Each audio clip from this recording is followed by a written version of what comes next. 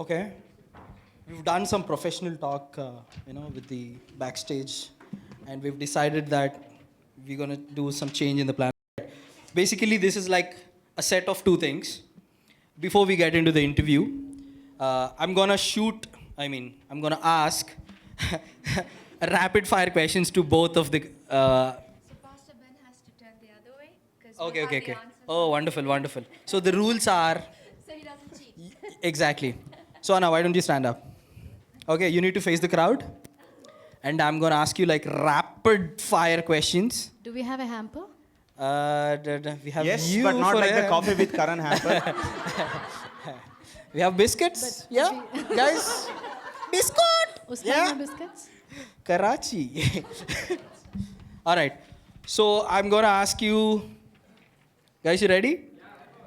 Okay. All right. Cheer up for Pastor, guys. Anna, ready? I think so. Yeah, you should be ready. You should be ready. All right. Okay. I can look at. Oh, okay. No cheating. You can't look back, all right? What day was it when you got married? Oh, August 15th. What day? 2000 Like day of the week. the day of the week? Oh, Pass? yeah, pass. Yeah. No point. It's a waste of time. Next one. What was Arpita wearing when you first seen her? I mean, she was wearing a shalwar kameez. It was black. That much.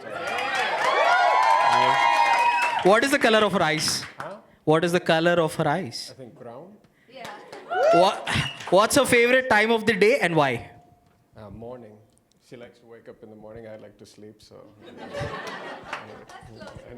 All right, half correct. Half. Can I know the answer? No. You'll know it later. You'll, Okay. Who is her favorite superhero? Her super. Yeah. Wonder Woman. She's turning red. Oh wait. Okay. She's turning red. Oh. Anna, she's turning red. What's her favorite color? Red. Anna, she's turning black now. Black and blue, Anna. Okay. Anna, be ready. Yeah. I'm telling you. We'll go for counseling. Yeah, you gotta go. Yeah, you gotta go home together in one car. I'm telling you. Okay. What's her favorite season? Winter.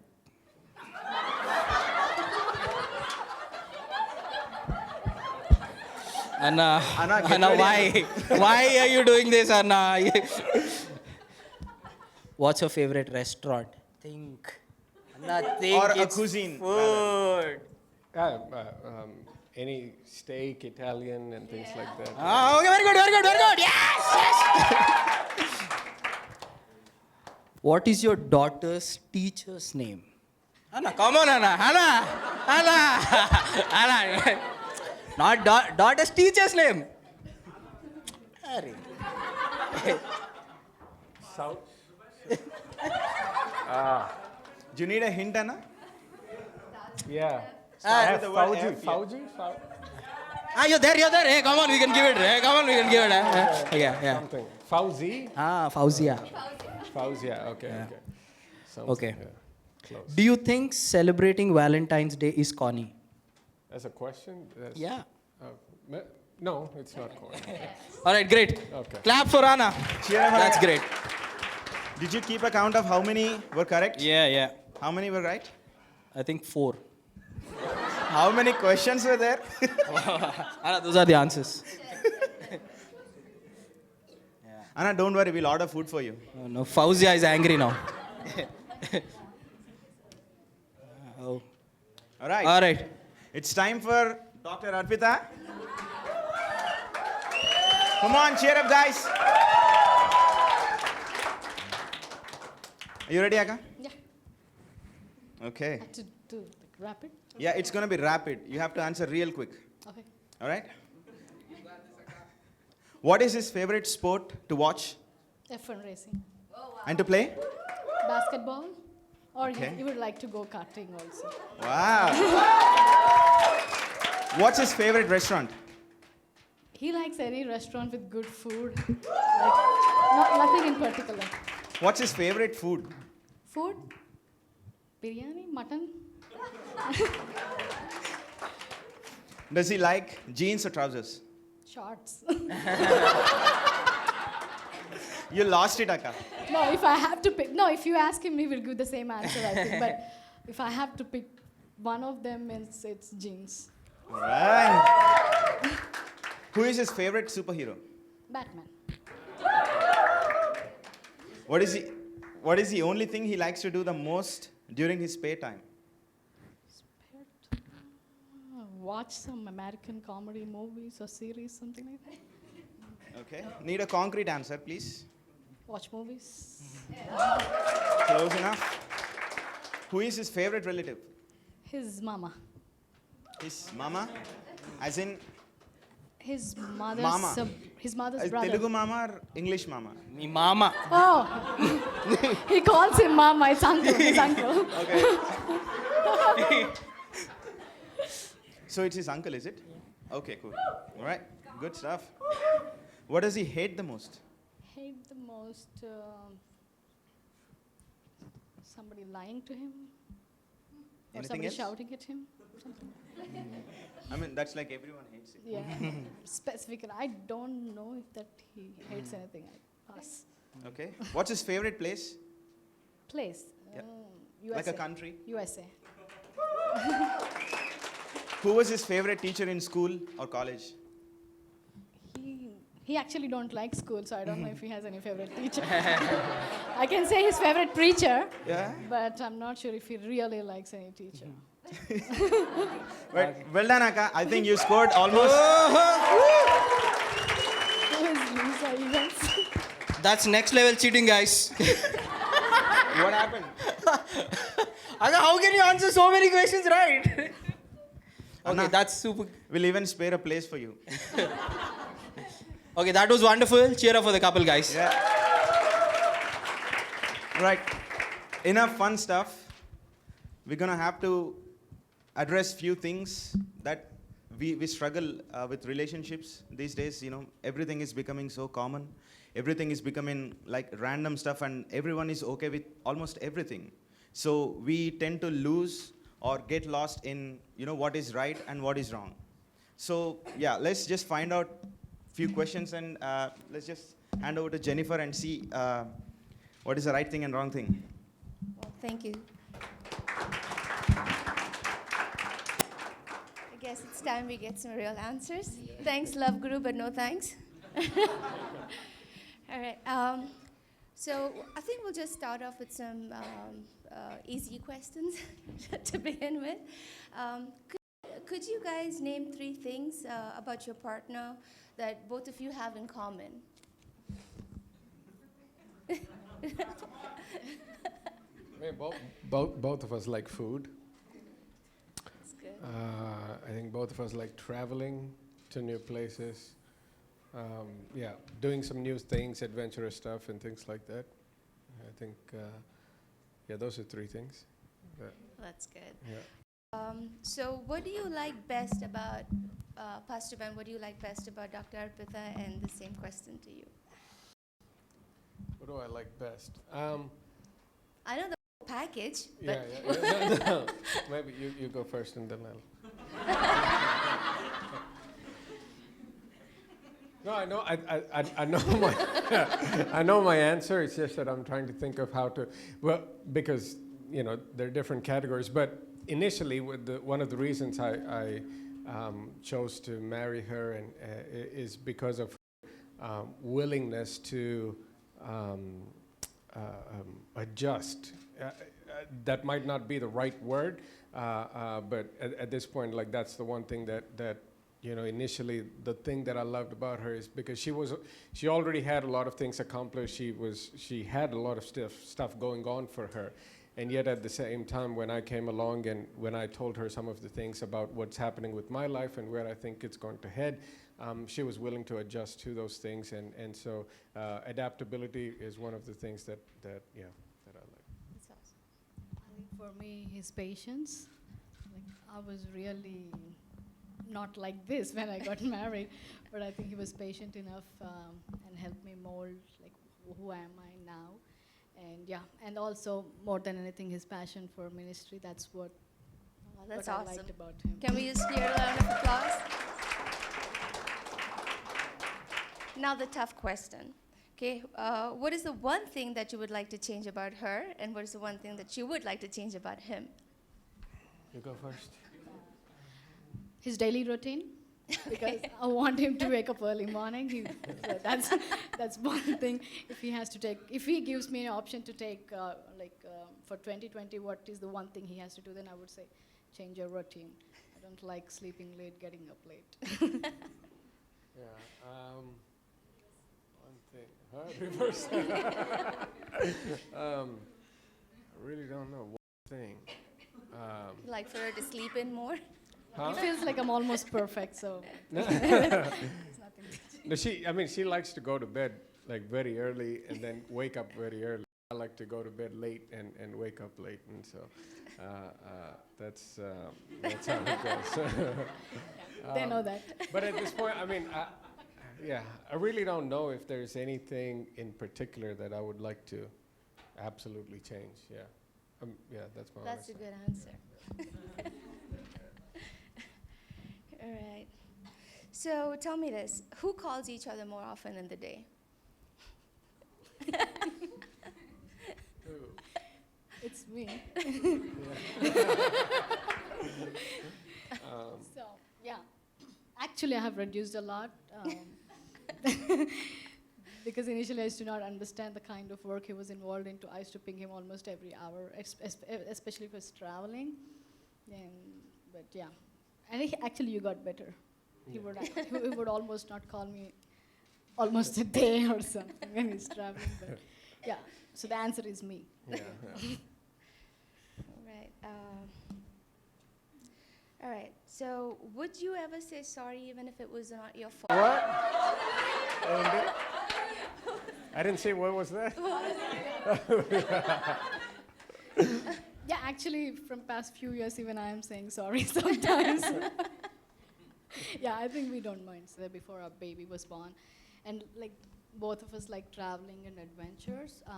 One of the things I always like smile is the kayaking experience we both had. We went on a river, and I don't know to swim, and the boat or what do you call that? Yeah, The kayak. boat? Kayak. The kayak. That guy actually Capsized. flipped it, and Oh, we were wow. in the water, and he almost screamed like he lost me. And then actually we were having a GoPro or camera around his head, and it recorded the entire thing, like his emotions for not seeing me for a minute, and then I just get up from the water, and he's like, oh, I'm here, all that. So I think that was fun. So your day of love. I think they revolve around favorite memory. Yeah, they revolve around the initial days, and the way we got married, it was actually it happened in a lot of chaos. Going back to the first time our families were introduced to each other, or I got to meet her family and all of that. The family was there, but before we got married, her dad passed away. And so during that time, we walked through certain challenging situations and times before we actually got married. And so it was during those days, some of the things that we walked through, some of the things that we went through, I think those will be, some of the. So what is the one thing that you want to do together that you've never done before, going forward? Say your 2020 goal. I mean, I think both of us had a bunch of things written down, and a lot of stuff revolved around traveling to different places and experiencing different things. And so, the stuff changed as the kids came along and as the church came along and things like that. But a lot of it had to do with us going to different places and experiencing different things. Yeah. So you have any of those plans for this year? We might. I mean, for example, this past month in January, we ended up going to the mission trip, even though it was not one of our goals or something, but we unexpectedly were able to do that, and we took the family. We went on a safari and things like that. And so in the days to come, we have a lot of things that we have planned out for this year, and we'll see how God opens doors, and based on that, we'll be able to do some of that. Awesome. So, have there been any significant events that has changed your marriage apart from the birth of your children? I think the starting of this church. Yeah. I think the entire, like the thoughts, whatever we were planning, everything everything started revolving around ministry and church, and like all the thoughts we had I think we both came onto one platform, or like with one opinion, especially when it comes to church. I think that has changed a lot of things in our lives. So, I mean, obviously, I'm pretty sure your marriage has matured over the years. Could you give us any examples, anything in particular that our youth can take back with them? Like from when you started as a young couple to now being a mature couple, having 2 kids, having a ministry to run. Is there anything that you would like to tell our youth to look forward to, or a way forward for them, like the way it's been with your marriage?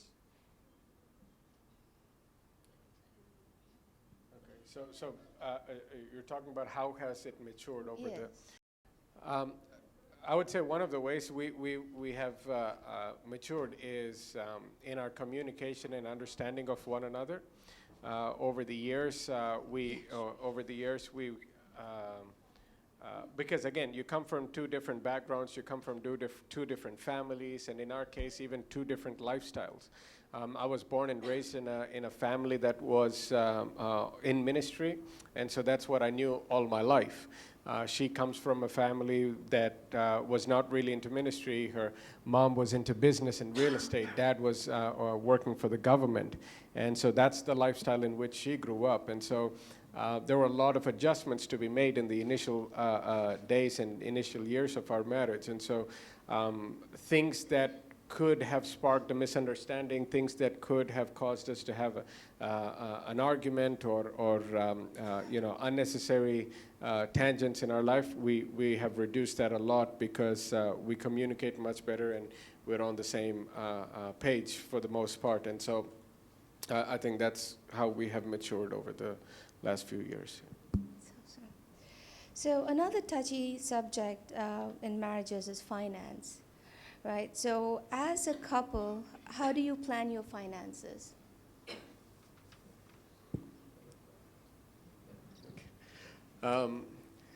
Well, when it comes to finances, obviously, for us, if you want to think about it in terms of how do we manage our finances, number one, it always starts with giving for us. Give, save, and then we live on the rest. Okay, give, save, live on the rest. Give, save, live on the rest. And so we don't, work through our finances based on what we want for our lives to begin with. It doesn't mean we don't have goals. Both of us have goals. Both of us have dreams and desires and specific things that we want to achieve, specific things that we want to experience in our lives, whether it is travel, whether it is the kind of car that we want to be able to drive, the kind of schools we want to send our kids to, the kind of house that we want to live in, all of those things. But end of the day, those are not going to be the decision makers or the drivers when it comes to how we spend our money or how we save our money or how we invest our money. So the number one thing, we honor God through our giving, and so that means tithes and offerings. And so the first thing that always happens in our household is we honor God through our giving, so tithes and offerings. And then we think about, okay, with the remainder of what is left, okay, how can we save, how can we invest for the future? And we do that. And then whatever is left, that's what you use for your daily living, and that's what determines how your lifestyle is going to be lived off of. And if you want to change all of that, then you think about how you can increase your income and things like that. But so number one is give, number two is save, number three is live on the rest. Yeah. That's really good advice. So, so what advice would you give our youth for choosing the right life partner? Now that's a long, again, as you're here and those that may be watching live as well, when you think about the life partner, the person that you want to spend the rest of your life with, to me, from a Christian standpoint, and some of you may not be a Christian, but I think this will still be helpful for you, is other than your salvation and your relationship with God, the person or the decision to marry someone is going to be the most important decision of your life. Your job is not going to be the most important decision. Where you live is not going to be the most important decision. Who you marry and who you're going to spend the rest of your life with will be the most important decision of your life without a question. Now, how you get to that place is not by just waking up and making a choice one day. And for whatever reason, when it comes to choosing our spouse, we think that's how we need to make our decision. And yet you've never made any of the other important decisions of your life that way. You just didn't wake up one day and say, this is the career I'm going to choose. You didn't wake up one day and say, this is the college I'm going to go to. You've consulted people, you've gone around, you've thought through about all the ramifications, and yet somehow we think choosing a life partner just comes down to a feeling that you have, in a split second, and then we think we need to make it by that. Or we think, it's 100% based on what someone else decides for you, and either of those extremes is wrong. Either of those extremes is wrong. And so you've got to have a right balance. And, this is not going to be enough time to really talk through all the, details of that process. But overall, I would say the way you make a decision regarding your life partner is by is by receiving wisdom in your life.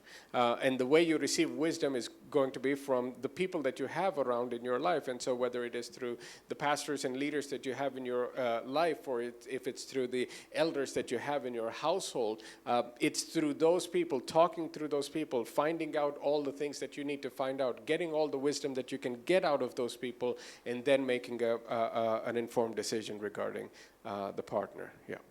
Perfect. So we'll close with this question, Pastor. So would you do anything different if you were to do it all over again? I'll ask both of you the same question. Maybe my wedding day. All of us have that wish. Because as you mentioned, there was a lot of chaos when we were actually getting married, and especially on that day, like everybody else enjoyed my marriage, that wedding, I guess, other than me. So when I look at the photos and I want to go back, whenever we pass through the stadium, I always tell him I think we should get it done all over again. I really want to plan my dress. I want to look at the audience. I want to enjoy the moments. So I think that's one thing I want to do it again.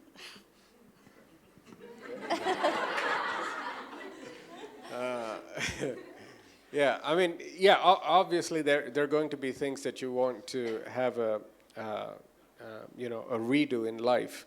But some things you can, some things you can't.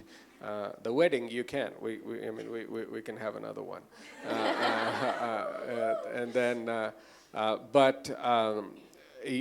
there are certain things. For example, because of the way we got marriage, because of everything else that was going on in our lives and with family and the challenges of her losing father and everything that was going on at that time, we were really not able to enjoy those first initial months and maybe even so a year or more than that, the way we would have liked to. And so even, for example, there was a time when after we got married, after maybe 2 months or so, we went to the U.S. I had to take care of some work there. And so we went, but even though we were in the U.S., a lot of the time was spent trying to take care of all the responsibilities. She's the eldest daughter in her family, and so all the siblings are there, and so I'm the eldest in my family. And so a lot of time was spent in managing everything that was going on rather than enjoying the time that we could have enjoyed with each other. And so in those ways, and then, a little later, we had our first child come along and things like that. And so if we could redo the whole thing, I think we would have spent those initial months and year and a half to 2 years before our first child came along and spent time with each other, enjoying that time with one another, doing some of the things that we wanted to do, and doing that. Perfect. Thank you so much. I think I'm done with all the questions that I have. We'll open up the forum to the audience now. Does anyone else have any questions that they would like to ask the couple? John, do you want to take it over from here?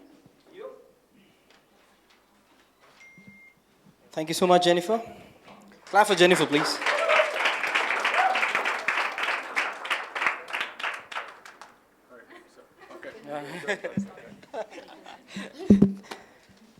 That was our favorite couple.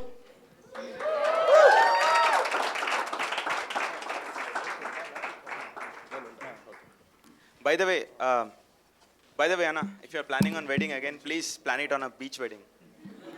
All right, and invite us all.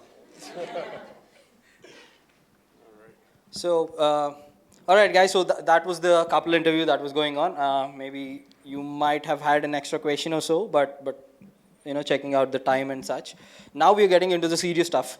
Okay, and I hope you've all written your questions in that paper, right? And did you pass it? If there is anyone out there who is still yet to pass the question, there is an usher standing there. You can write it quickly and drop it in. Anyone? And also, if you're watching online, if you have a question, please write it in the comment box, and we'll be happy to answer it.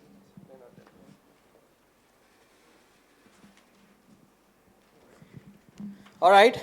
How many of you are ready for the serious stuff? No one. No one? There are a few. Oh, good. I thought everybody would be excited. No? Yes? Okay. So basically, this is how it goes, guys. We've got some pool of questions. Basically, it is about everything. I mean, like, literally about everything that we go through in a relation. Let it be like breakups or whatever, like XYZ.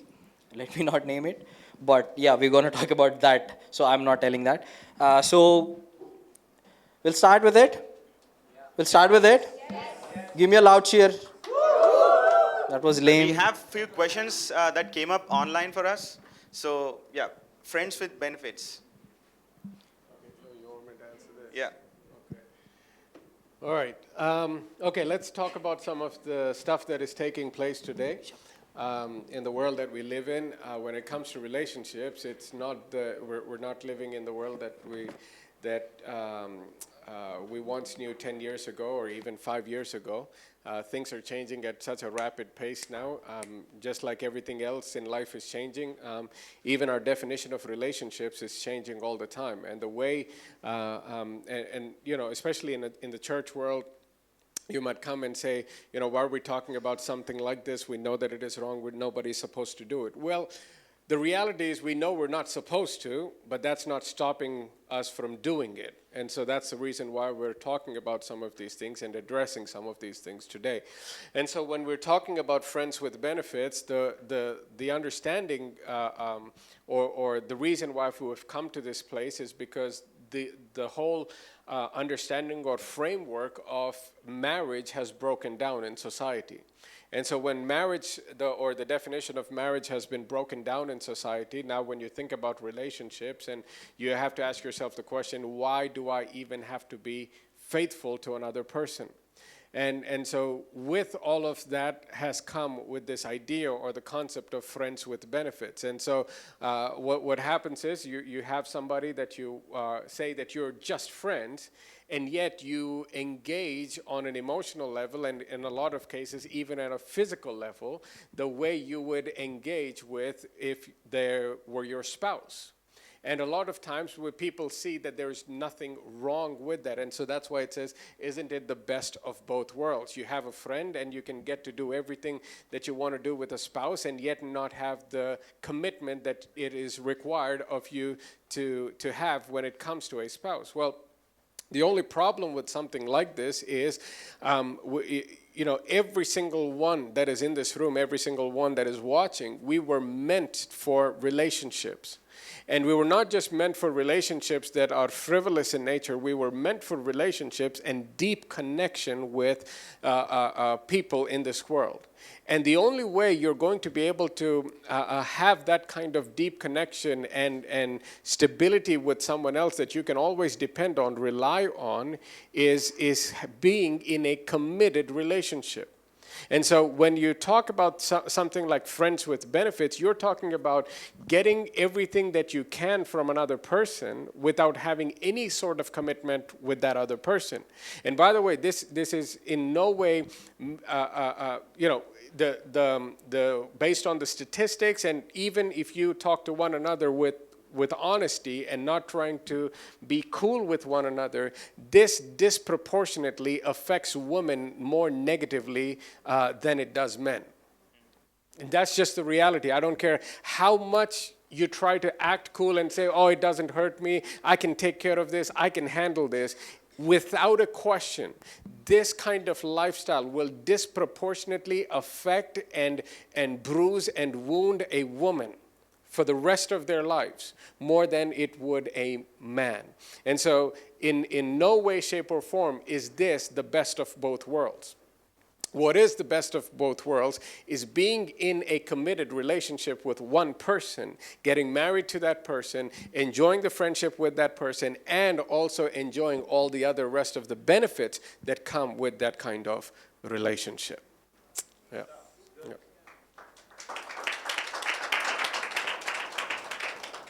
Right, the next question.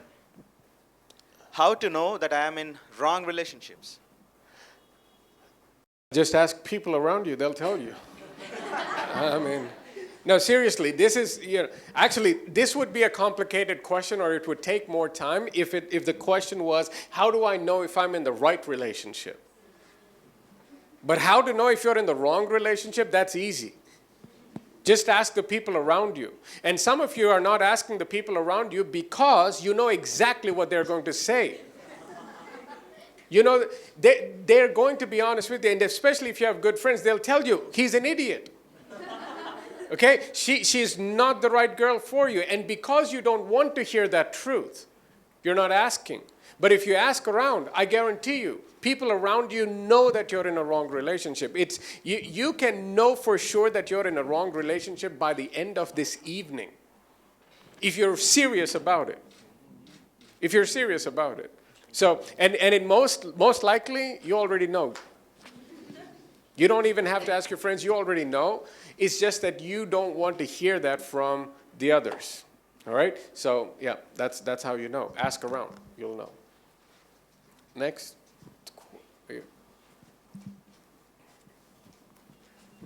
Okay, we have a question from someone who wrote it down. Okay, let's see. Okay. Is it okay to be single forever? Yeah, you can be single forever. There's no, it's not a sin. By the way, it is not a sin to be single. It is not abnormal to be single. It is absolutely fine and okay to be single. Okay. All right, so yeah. Somebody made a big decision now. Yeah. Yeah. Is that a married person? Next question. All right. Next. What do we do? What to do when trust is broken? Build it back up. Yeah, when trust, seriously, build it back up. If you want to, protect that relationship, if you want to safeguard that relationship, the only choice that you have is to rebuild that broken trust. Again, trust is not broken until certain actions have already been taken. It's not like one day the spouse wakes up and says, okay, I have zero trust on you. No, the only reason they would say that they have no trust on you is because you've done certain things to break that trust. And so if you want to, what do you do at that point? You do certain other things that will help you rebuild that broken trust. And if you're talking about what exactly you need to do, well, it depends on what you did to break the trust. And so you'll have to do on that. And again, it's depending on different individuals. It depends on that particular situation. And based on that, you need to take some actions to rebuild that trust in the broken relationship. Yeah. Is love at first sight exist? Does love at first sight exist? Does love at first sight exist? All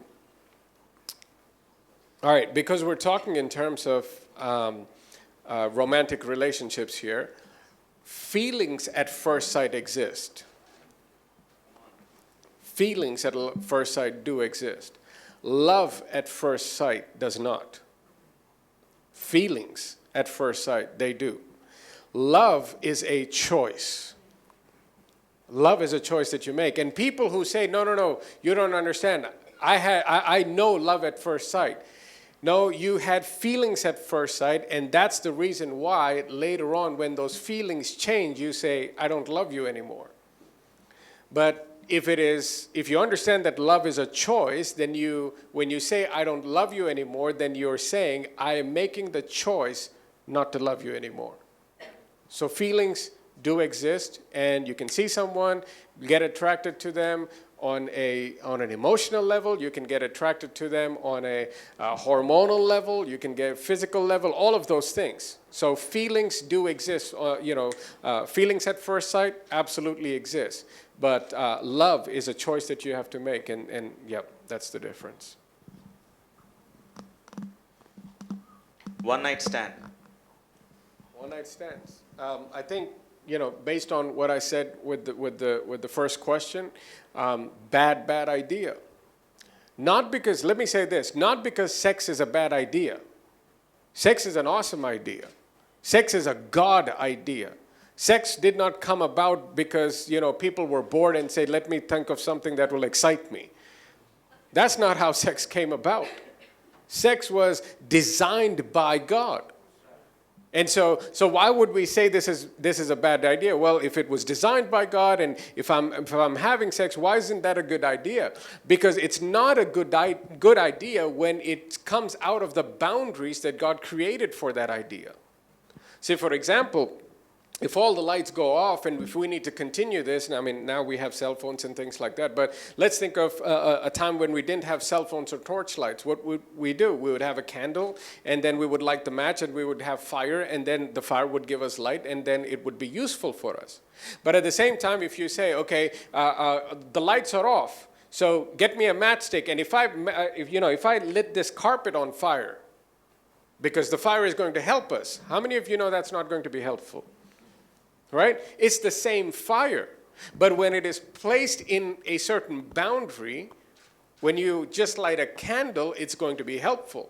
But if I light the carpet, what was meant to be helpful now is the very thing that destroys us. It's the same thing with sex. Sex is not a bad thing in any way, shape, or form. It's a God idea. But yet, if you misplace it and if you take it to into the wrong places, now the very thing that was supposed to be meant for your pleasure becomes the very thing that ends up leading you into a lot of pain and brokenness in life. Yeah. Okay. Open relationship. Again, I think everyone knows the answer to this. Is it not all right as long as my partner is all right? And again, it's crazy for us to even ask a question like this or answer a question like this. Maybe 5 to 10 years ago, we would not even think about this, and we would not even have a phrase that is called open relationships. And the reality is, we do have a phrase called open relationships. We do have people that are in open relationships today. Again, it goes back to the point of our foundations of relationship and marriage have been so far broken at this point that we think that marriage, that we can enjoy life and have great relationships without the covenant of marriage. And that is simply impossible. It is simply an impossibility. Sex has been given to man by God. Marriage, another institution given to man by God. If you remove those boundaries and try to experience the best out of those boundaries without them being in the right boundaries that God has created for them, it's always going to lead to heartache and pain. This kind of open relationships, now especially when you talk about families, and if you're talking about adults with children, it absolutely wreaks havoc in the life of the children.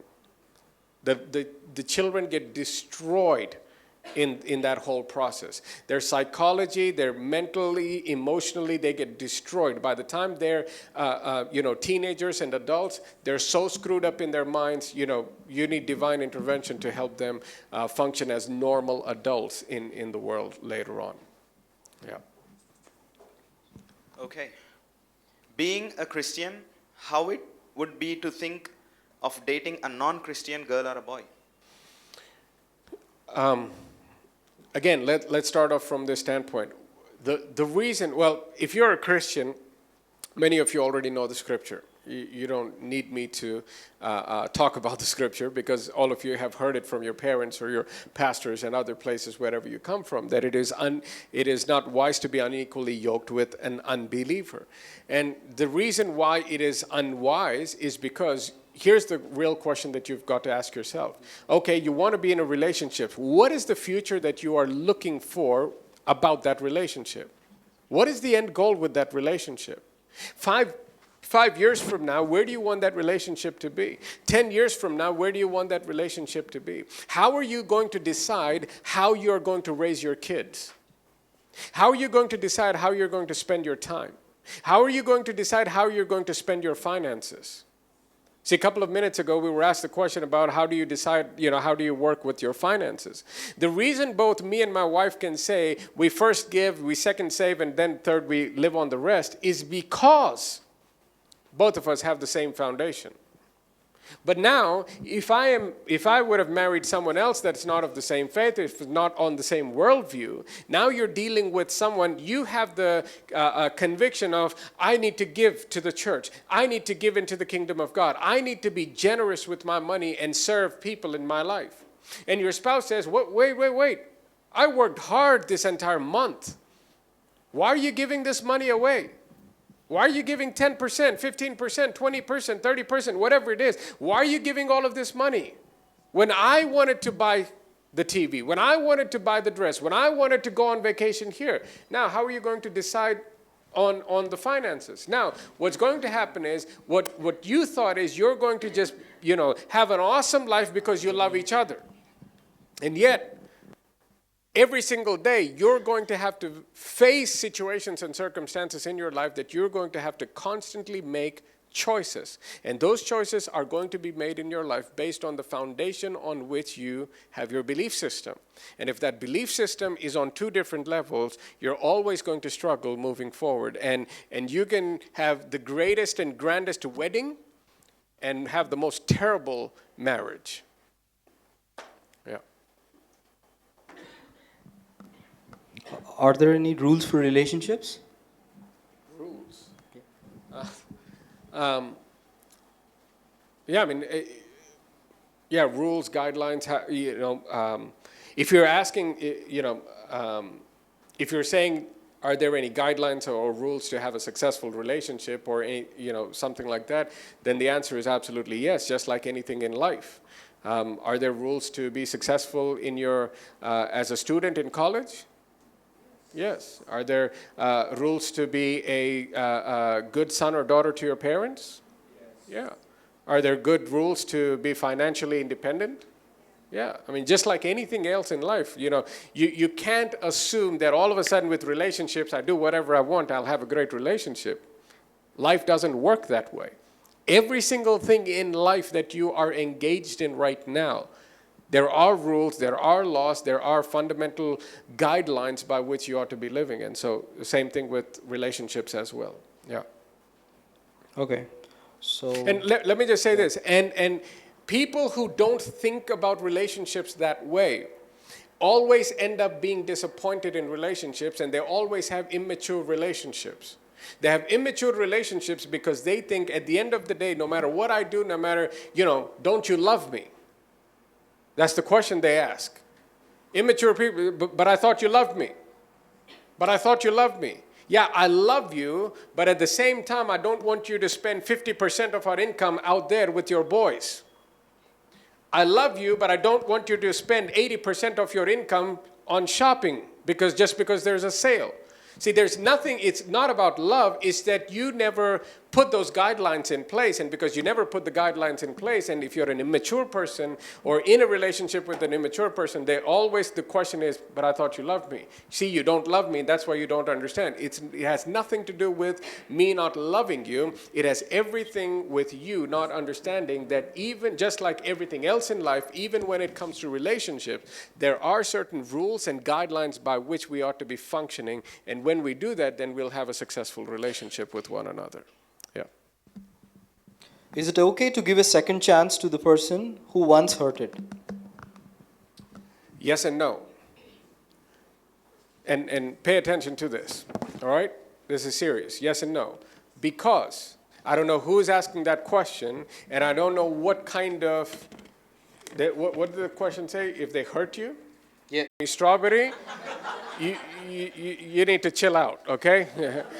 Whether it's in the church, whether it's in your family, and not try to do things in your own strength and ability. Depend on someone else, talk those things out, and then make a decision regarding that. I'm all for forgiveness. I'm all for giving second chances. I needed to be forgiven in my life. I needed second chances in my life, just like every single one of you that are in this room and every single person that's watching. There's no person in this world that says, I didn't need a second chance in my life. There's nobody that will say, I've never needed to be forgiven in my life. All of us need that. But yet, there are going to be certain situations and certain times where you have to draw the line and say, okay, enough is enough.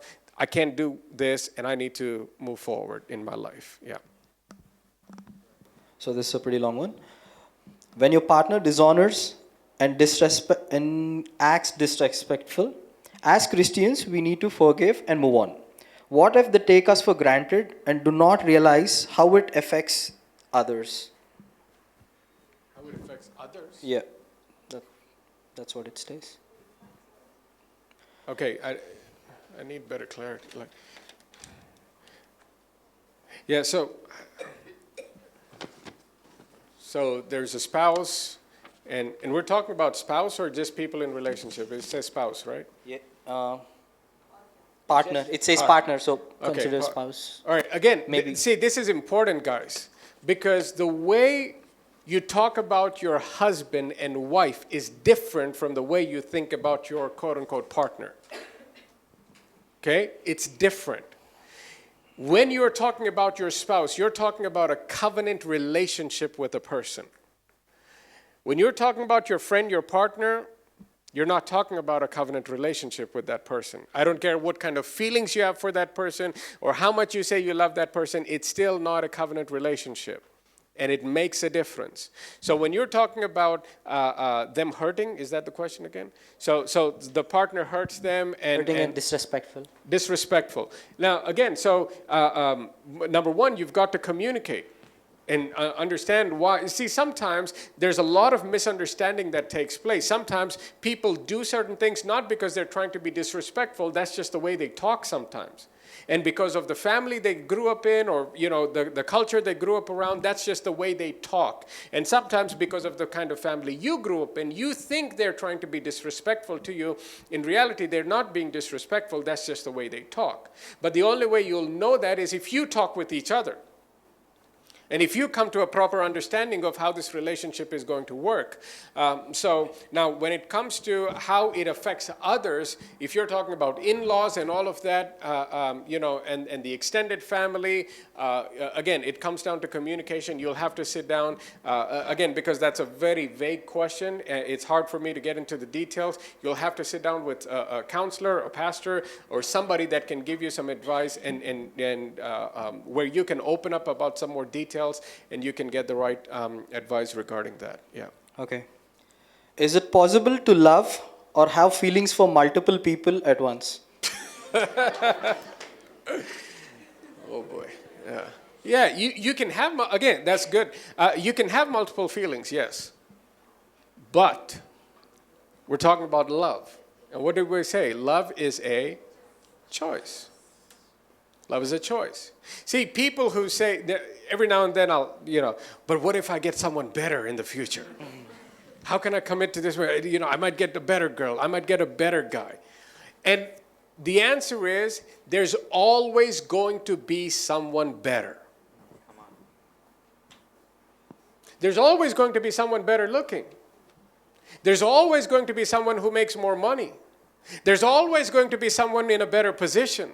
There's always going to be someone with a better house. There's always going to be.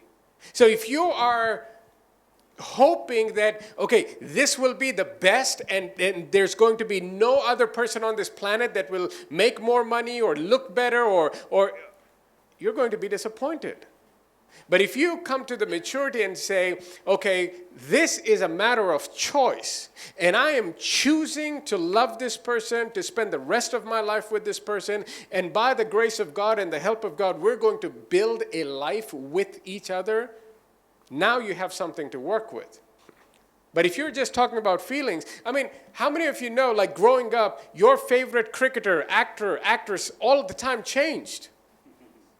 As soon as the new movie comes up or the blockbuster guy shows up or the girl shows up or the latest guy, the greatest batsman shows up, how many of you know that keeps changing? Every generation has their own greatest batsman. Every generation has their greatest actress, actor, politician, whatever the case may be. And so it's going to be always a revolving door. So you can't base your life on those kinds of feelings. It's going to keep changing. Just like your favorite book might change, your favorite movie might change, your favorite TV show might change. All of those things might change. Your clothing, the type of clothing, all of those things change. But when you're talking about a spouse, when you're talking about someone that you're going to spend the rest of your life with, you're not talking about feelings anymore. You're talking about a choice that you have to make and then sticking to that commitment like an adult. That's good. Like an adult. When you talk about feelings, and when you talk about multiple feelings, and for different people, you're talking like a baby. You're talking like an infant. You're not talking like a mature person at that point. So as an adult, what do? I've made the choice to love this person. I've made the choice to spend the rest of my life with this person. So even though I might see somebody on TV or see someone who I think might be very attractive, I don't fall in love with them. I might say, okay, that's a very attractive person. That's it. This is the person I love. This is the person I'm spending the rest of my life with. And that's how you live a life as an adult, yeah. Premarital sex, why is it forbidden when we know we are getting married? The reason it is wrong or a very, very, very, very bad idea is because you think you know who you're getting married to.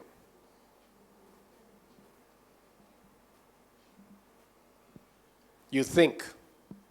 You don't know unless you do. And here's my question. If you know that you know that you know that you know that you're going to get married to that person, what's the rush? Come on. What's the rush? You're going to be sleeping with each other every single night after that. What's the rush? Why do you have to do it in TV or other places and we think, okay, I need to be cool, so I need to be doing this? And it never works out. For every person who says this, I can show you a bunch of examples where are going to be affected by this the most. The most. So you've got to understand that, and that's just the reality of it, and you've got to deal with that reality and live accordingly. Yeah. Extramarital relationships. Is it all right as long as my spouse is unaware? I think everyone knows the answer to this, but it's a, many of you, how many of you are working in different companies? How many of you have a job? Just raise your hands. All right. If you have a job, then you have almost certainly have heard of someone engaged in a relationship like this. That's just the sad reality today. As much as we know that this is a bad idea, again, that's why just knowing that something is a bad idea isn't enough. You've got to behave like an adult. That's why, even though we know that it is wrong, we still engage in stuff like this that will eventually break down homes, break down lives, break down the families and the future. And when kids are involved, it gets even messier. And it's just a bad idea, because once again, you're removing sex out of the boundaries that God created for sex. Yeah. Okay. Do we have to decide about future and then decide to love, or do we love and then get married? Do we decide? So it's basically like, do you have to think about marriage? Okay, I'm going to marry this girl, and then, okay, I decide to love? Or is it the other way? Like, you love the girl, and then you want to get married? Which one comes first? That's confusing me. Or maybe, yeah. I mean, do we have to take it or make a decision based on their future, our future, and start loving, or we just have to love them? No, I mean, you don't have to love anybody. Number one, I mean, you're not forced into loving people. I'm talking about a romantic sense. You don't have to love somebody. I know the Bible does say that we need to love one another and we need to love people. So we're talking about romantic relationships. So in that context, I'm saying you're not forced into loving anybody. But when we're talking about, whether do I have to sacrifice my stuff for the other person, or do I have to, get married and think about my future, or think about my future first and then get married? I really think you have to. It depends on who you are and what you're going to be doing in life. Now, from a biblical standpoint and from a biblical perspective, the Bible does say that the man is the head of the house, which means as women, women need to be thinking about their careers and all of those things. But at the same time, you've got to understand that God has given you the gift of giving birth to children. God has given you the unique gift of taking care of children. Now, I'm not saying that men cannot take care of children. Okay? Now, men can give birth to children, but men can definitely be good and godly fathers. But yet, at the same time, there are certain things that only a mother can do with a child that a father can't do. And so at some point, you've got to make this decision in your life and say, okay, let me back up. People have this thought of motherhood being somehow less than having a job somewhere or career somewhere is an absolute false assumption. Absolute false assumption. Being a mother is one of the greatest blessings that a woman can have.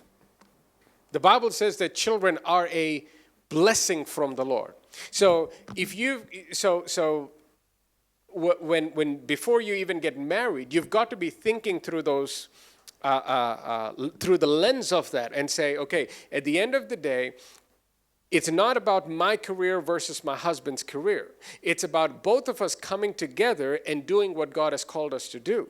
And at the same time, in whatever field that is, I know my husband has to take a leadership position in the house. And I'm going to have to take care of the kids, and I've got to take care of, in every way possible, support this thing that God has called us to do. When you have that kind of understanding, it becomes easy. And so in the beginning, when Jennifer asked the question about, what's one of the things that you like about your wife, I said adaptability. Because by the time the first time we got to meet each other, and I started talking to her, by then she was already an accomplished doctor. She had her own diagnostic center. She was running her own business. She was making a lot of money, and all of that. All right? And everything in her life revolved around her becoming a doctor and becoming a successful doctor, establishing a business in the medical field and doing all of that. Her lecturers and teachers, professors, all of them really loved her, and they had, they thought she's going to become this girl who sets up a very big hospital in the city or other places, and her name is going to be all over the place and that kind of thing. And all of a sudden, when one after another, when even her family and then even her friends and teachers and all of that came to know that she married me and that she's not pursuing the medical field the way everyone thought she would, it was a shock to all of them. And it was a shock to all of them, and some of them would say, like, why are you wasting all of your education? Why are you not doing all of these things? But the understanding that me and her had was that she would not have to sacrifice everything, but for a period of time that she would have to put certain things aside. And so doesn't mean she's putting aside everything that she's ever learned for the rest of her life. And so we have this ongoing discussion, and we think through this. Now that we have 2 kids, we're working through about how to be the best parents that we can be for our children and all of that. And as we progress in the days to come, she's going to do certain things in the medical field. She'll have an opportunity to start her own business. She'll have an opportunity to start consulting with other people and all of that. But yet at the same time, she made the choice that said, even though I worked hard all of these years of my life for this, I'm going to put all of that aside because this is what God has called us to do at this stage of our life. All right? And so there's no, there's no fighting about it. There might be other people wondering about everything that is going on, but there's no wondering or fighting between us about what is going on because we know where we're headed and we're moving in that direction. Yeah. Okay, we have a question from someone who posted it on YouTube. Why God will make 2 different people, as in 2 different minded people as couple, why not same minded people? Well, God never forced you to marry that different kinded person. Again, this comes to the aspect of the understanding and thinking that God has predestined every single thing in our lives and that we're just simply following through, that we don't have any choice in the matter. And, it's my karma. It is what's, written on my forehead or on my palm or whatever the case may be. And so I just have to stick with this woman or stick with this guy and I have to suffer through, this, and that's not the case. You can be, again, by the way, happy couples or couples with successful marriages are not same-minded. You can be, my wife and I have very different minds. We have very different minds. The way she thinks about certain things is very different from the way I think about it. And I'm not trying to change her to think like me. That's not my job. She shouldn't be changing or pressurizing me to think like her. That's not her job. The goal is to make sure that we are thinking the way God wants us to think about us, about each other, about our life, and about everything that needs to go on in our life. And so going back to the question, why would God put 2 people that are different-minded? Number one, if you're saying it from the sense of God is forcing 2 people, that's not happening. You cannot, and again, whoever it might be, we can sit down and say, how did God force you to marry this person? They wouldn't have an answer. God never forced anyone to marry anybody. And so you either listen to your parents, you listen to your friends, you listen to your feelings, you listen to somebody, and you made the decision. God never told you to. And so, again, that's the reason why when the question was asked, how do you make a decision regarding your spouse? You make it very carefully and with wisdom. You make it carefully and with wisdom. Because once you make that decision, you better keep up with that decision for the rest of your life. Yeah. How to understand spouse in a better way?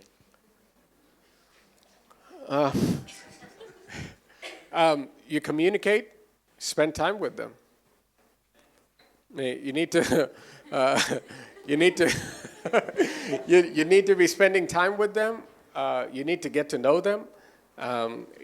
Wherever there are differences, you need to talk about those differences. Why do you see things that way? Why are you getting hurt for such a small thing? Or why are you, and then in the process, you'll learn certain things about your spouse that you never knew before. And based on the new knowledge that you have, now you respond, you take certain decisions based on those responses or the information that you get out of it. Again, see, how do you understand? Just like anything else, how do you understand a subject better? You spend time. How did you pass your exams? Don't say cheating. Whatever it is, if you want to grow in the understanding of something or someone, time is needed. Time is needed. And by the way, for all the super spiritual people, don't say like, I'll spend time in prayer. No. Spend time with the person. Spend time with the person. And ask questions, get to know them, and that's how you understand them better. Yeah. Next. Can we be friends with our exes? Bad idea. Terrible idea. Now, let me just say this. It's we know in Hollywood and now even in Bollywood. I don't know if it's in Tollywood also, but you hear about these things where we have an amicable divorce, and we're still friends, and we're the best of friends. Every time I read that, I feel like this person needs to go to the psychiatrist. Like, what, that is the most ridiculous statement that you can make. We're best friends, and we're getting a divorce. Now, explain that to me. Yet, every couple in Hollywood or Bollywood will say the same thing. You think about everyone that has a split or has a divorce, they'll say, oh, no, we still like each other, we're great, we still hang out. And that's the reason why they're so messed up.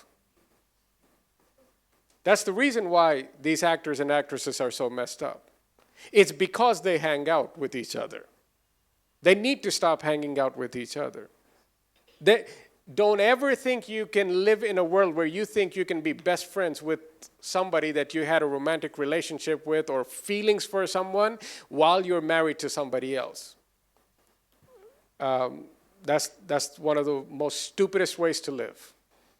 It's going to end up badly. It's going to end up badly. Yeah.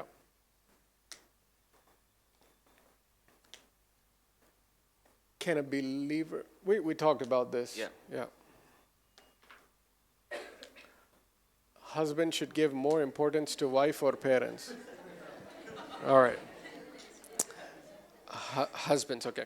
The Bible says husbands or even wives that you cleave to one another. Okay? You cling to one another. Now, there is the aspect, absolutely, of respecting your parents. In fact, that's the first promise, command with a promise, okay? That you respect your parents, and God says that you'll be blessed with long life. So this in no way is a statement encouraging you to be disrespectful to your parents or not take care of your parents. But at the same time, especially for us in a culture like India, there's a lot of pressure to take care of parents. And because of that, a lot of times it is women who disproportionately get affected in the negative way because of this.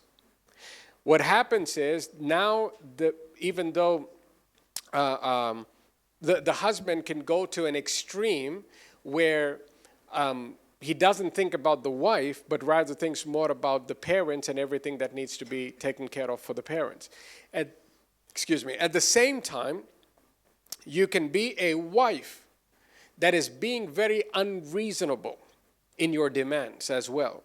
And so it really comes down to an individual case. It's not one way or the other. But if you are talking about if you absolutely have to make a choice between your parents and your wife, then you've got to stick with your wife. You've got to stick with your wife. Yeah. Okay. If God planned everything before, why does he even allow wrong people? If there's no chance for the wrong people to come into your life, then there is absolutely no such thing as choice. And over and over and over and over again, the entirety of the Bible, what you see is God giving you wisdom to make the right choices in life. And he warns you about making the wrong choices in life. And so, does God have a plan for us? Absolutely. But does God give us a free will and a choice to make in the matters of life? He absolutely does. And so we have interactions with the wrong people in our lives when we end up making the wrong decisions in our lives. And so that's how that cycle keeps going on and on. Yeah.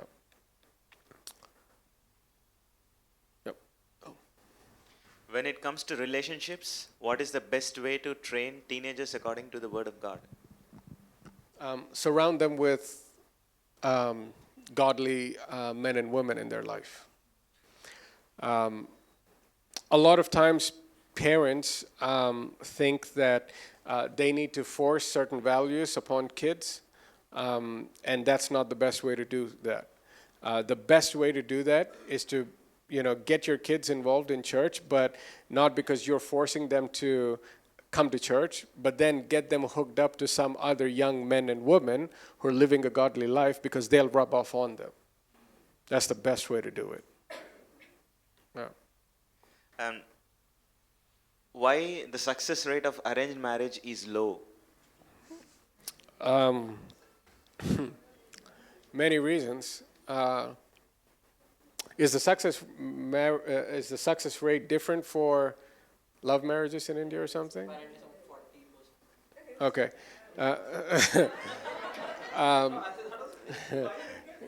So again, I'm not sure about it. I honestly don't know if it makes a difference. But either way, whether it's a love marriage or we call it love marriage or arranged marriage, the reason why it is low is because you're dealing with wrong assumptions and wrong thought patterns in society.